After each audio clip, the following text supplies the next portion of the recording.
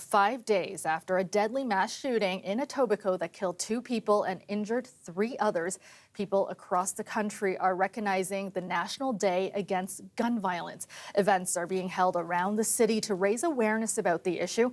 Our Greg Ross joins us live at one of them in Scarborough. Greg, what's happening where you are?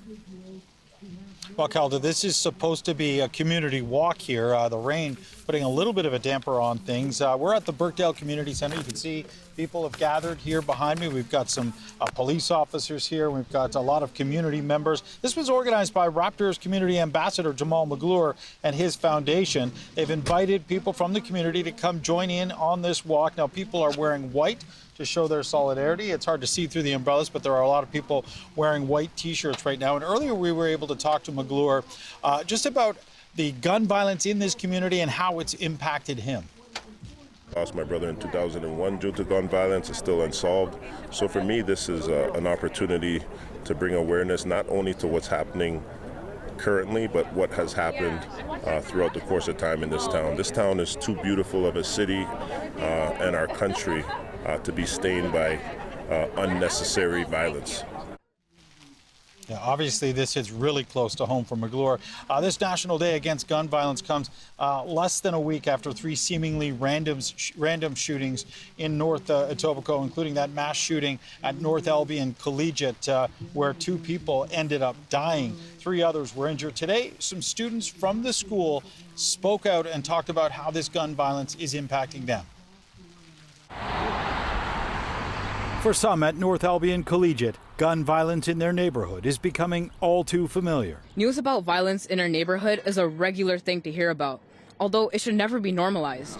Students here say the school should be a safe place to learn, but gun violence is making that difficult, especially with the school being closed down earlier this week as police investigated Sunday's deadly shooting there. My grades are already up and down, and when school gets canceled, all the tests, activities, and projects get pushed back days, so it makes it much harder for me to get higher marks, which ultimately affects my future path and career. The reality that something we hear about on the news can happen to any of us in places that we're supposed to be safe. These students were joined by the Toronto Youth Cabinet, which is calling on the city to do more.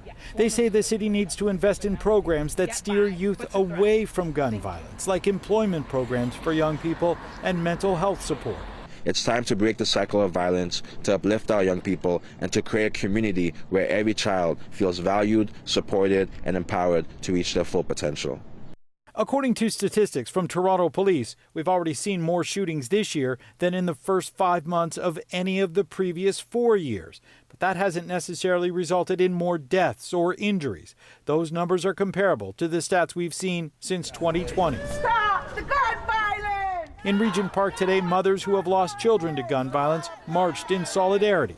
This woman who lost her son says the impacts are far-reaching. It really affects siblings, aunts, uncles, grandparents, even community members. You know, it's really tragic and it really affects long-term.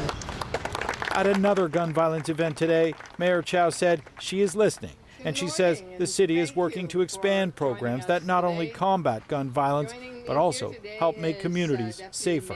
As we remember those victims, we make and renew our commitment to create a city which is a safe place where everyone feels they belong.